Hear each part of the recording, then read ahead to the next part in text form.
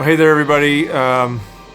In production, technical world, everybody that makes things go.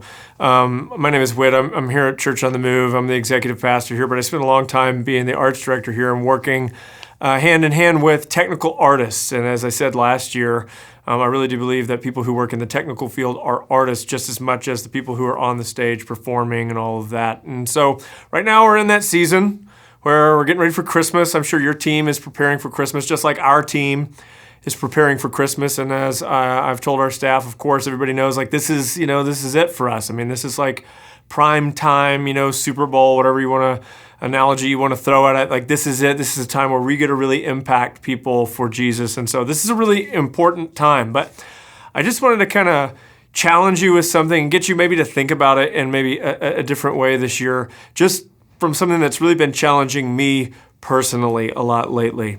It's easy. Here's what I found, is that it's easy to do the work of ministry and not really ever minister to anybody yourself.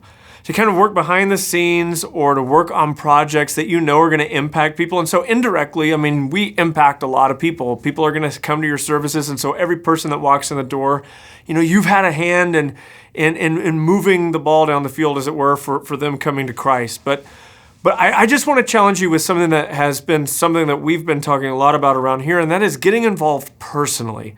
In fact, we've turned it into a question because questions reveal values. And so we decided that we wanted to turn this value into a question, a value of loving people, into something that we could kind of apply to our lives daily. And so we've been asking this question: what are you doing personally to impact somebody's life this week? And so I just want to challenge you with that as you plan for Christmas. Yeah, there's all the paperwork, all the planning, all the strategy, all the meetings that you have to go to kind of get everything ready to go. And yes, indirectly, you're going to impact a lot of people. But I just want to challenge you with this. What are you going to do personally this Christmas season to impact somebody's life for Jesus? Don't get so caught up doing your ministry job that you don't minister to anybody. And so here's what I would say. Maybe there's somebody in your neighborhood. Maybe it's a family member. Maybe there's somebody on your team.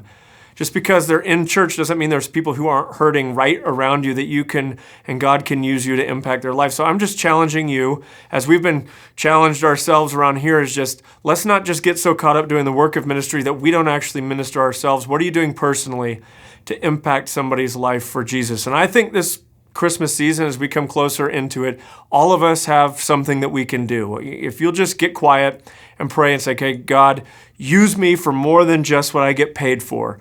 Use me in the line at Starbucks. Use me as I'm driving around town. Use me as I'm interacting with people. Use me to impact somebody's life this week, because God wants to use you more than just in your ministry capacity or your job capacity. He wants to use you personally. And God wants to do something through you that He can't do through your senior pastor, that He can't do through your arts team, that He can only do through you. So I'm just going to challenge you to kind of go palms up this Christmas season and say, okay, God, what is it that you want me to do? I'm willing to be used for more than just what I'm doing for my job. I want to be used personally to impact somebody's life this year.